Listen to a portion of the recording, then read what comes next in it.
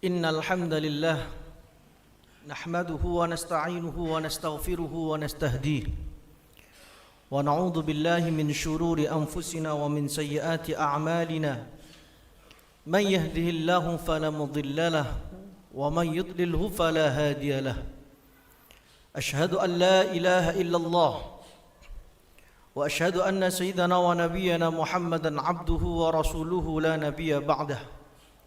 Allahumma salli wa sallim ala sayyidina Muhammadin wa ala alihi wa sahbihi ajma'in, amma ba'd.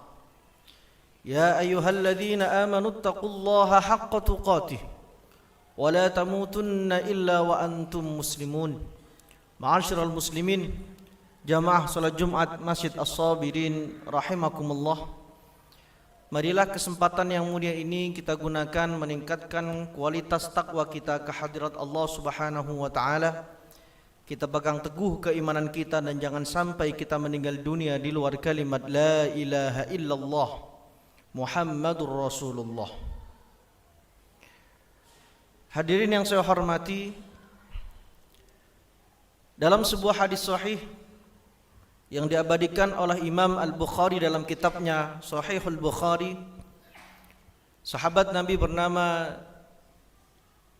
Abdullah bin Abbas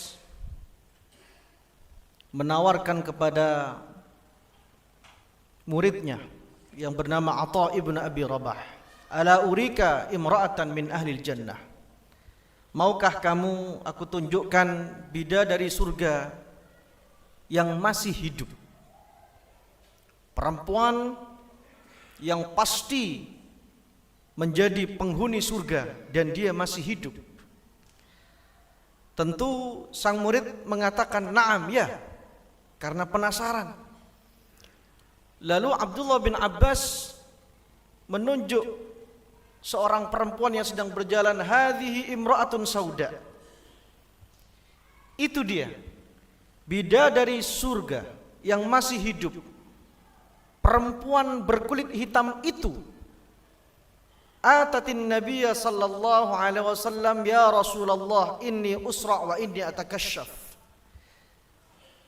Perempuan berkulit hitam ini pernah mendatangi Rasulullah sallallahu alaihi wasallam dan menyatakan, wahai Rasul, aku mempunyai penyakit, mohon maaf, epilepsi, ayan. Dan ketika penyakitku itu kambuh, auratku terbuka. Rasulullah kemudian menjawab, in syi'ti sabarti falakil jannah wa in syi'ti da'atullaha laki. Kalau kamu mau bersabar, bagimu surga. Namun kalau kamu mau untuk sembuh, aku doakan kepada Allah agar Allah mengangkat penyakitmu. Perempuan berkulit hitam tadi, ma'asyal muslimin, ternyata memilih asbir, saya memilih sabar. Namun mohon wahai Rasulullah, ketika penyakitku ini kambuh, tolong doakan kepada Allah agar auratku tidak terbuka. Fada'alaha Rasulullah sallallahu alaihi wasallam. Kemudian Rasulullah mendoakan agar perempuan berkulit hitam ini ketika penyakit epilepsi atau ayannya kambuh, auratnya tidak terbuka.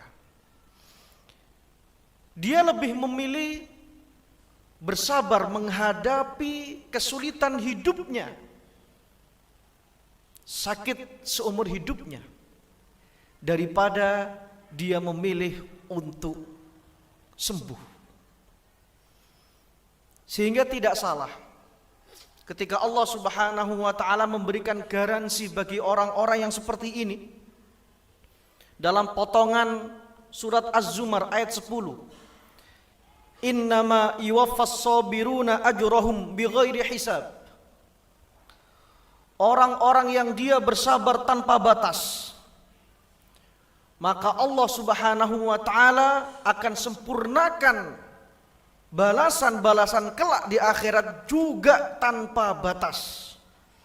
Sehingga kebaikan orang-orang yang bersabar di akhirat kelak, ma'asyal muslimin, tidak ada lagi alat pengukur atau timbangan yang mengukurnya. Imam Al-Qurtubi dalam tafsirnya mengutip ucapan Imam Malik bin Anas ketika mengomentari ayat tersebut.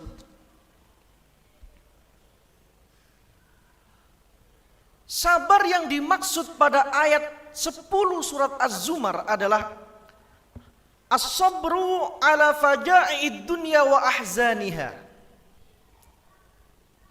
Sabar yang mendapatkan balasan tanpa batas oleh Allah Subhanahu wa taala kelak di akhirat. Kata Imam Malik bin Anas yang dikutip oleh Imam Al-Qurtubi dalam tafsirnya adalah sabar menghadapi kesulitan dan kesusahan hidup.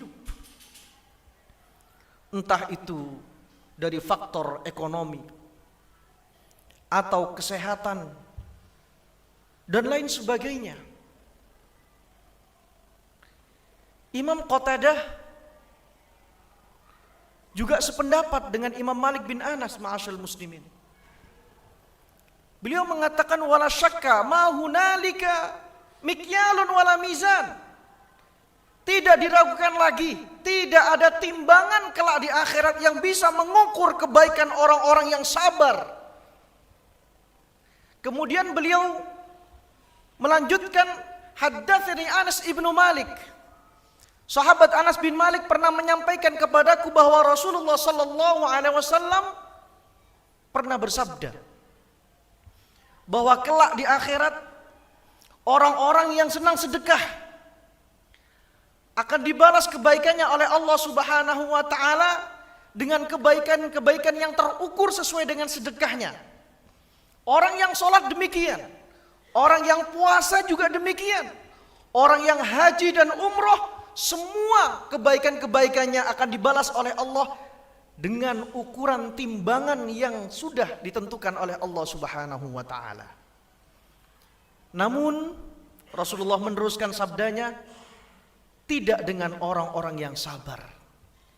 Tidak ada timbangan yang bisa mengukur kebaikan-kebaikan orang-orang yang sabar dalam menghadapi kesulitan dan kesusahan hidupnya. Timbangan dan skor kebaikan nanti di akhirat tidak berlaku untuk orang-orang yang sabar. Sehingga ma'asyal muslimin, masih dalam tafsir Al-Qurtubi, kelak yatamanna ahlul afiyah, orang-orang yang selama hidupnya di dunia ini selalu sehat, selalu bahagia, selalu tercukupi, tidak pernah susah atau jarang sedih. Kelak di akhirat mereka akan berandai-andai dan mengatakan, andaikan dulu aku hidup di dunia diberikan cobaan oleh Allah Subhanahu wa taala seperti orang-orang yang dulunya mengalami sakit, kesusahan ekonomi dan lain sebagainya, tentu level surgaku akan sama dengan mereka.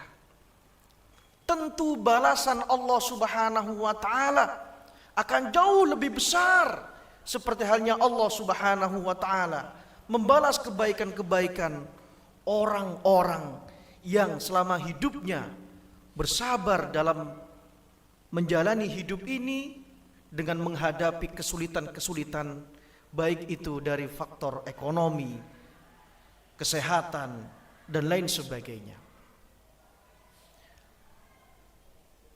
Hadirin bapak-bapak, saudara-saudara yang dirahmati oleh Allah Subhanahu wa taala. Sehingga istilah sabar ada batasnya sepertinya kurang tepat. Karena hakikat sabar itu adalah tidak terbatas. Hanya saja kemampuan kita dalam bersabar itulah yang terbatas. Sabar tanpa batas, sabar tidak terbatas. Karena balasan Allah Subhanahu wa taala untuk orang-orang yang bersabar juga tidak terbatas. Hanya saja kemampuan kita, personal individu dari kita dalam bersabar tentu berbeda dan ada batasnya. Maka inilah yang perlu kita terus latih agar kesabaran kita semakin menebal, dan keyakinan kita kepada Allah Subhanahu wa taala semakin dalam, sehingga kesulitan-kesulitan hidup di dunia ini semuanya dari Allah Subhanahu wa taala, dan pasti ketidakenaan dalam hidup kita akan dibalas dan diganti oleh Allah Subhanahu wa taala dengan kebaikan-kebaikan yang tidak akan pernah diukur oleh timbangan apapun kelak di akhirat. Semoga seluruh dari jamaah Masjid As-Sabirin dan keluarga kita semua diberi kesabaran oleh Allah Subhanahu wa taala dalam menghadapi kesulitan-kesulitan hidup. Kita perlu ingat hadis Rasulullah, ketika kita tertusuk duri saja itu menjadi sebuah kebaikan dan penghapus keburukan atau dosa kita. Lalu bagaimana kita menghadapi kesulitan-kesulitan hidup? Saya tahu bahwasanya bulan-bulan ini bapak-bapak dipusingkan dengan daftar ulang atau daftar sekolah putra-putri panjenengan semua. Tentu kita harus yakin kepada Allah, Allah yang mencukupi, Allah yang maha memberi rezeki. Dan juga kita perlu ingat hadis Rasulullah SAW, sedikit apapun uang yang kita keluarkan untuk putra-putri kita, terlebih pendidikan, itu nantinya juga akan dibalas oleh Allah Subhanahu wa taala dengan balasan kebaikan-kebaikan yang tentunya sudah tidak akan lagi bisa dinilai atau diukur nominalnya. Aqulu qawli hadza, istaghfiru rabbakum innahu kana ghaffara.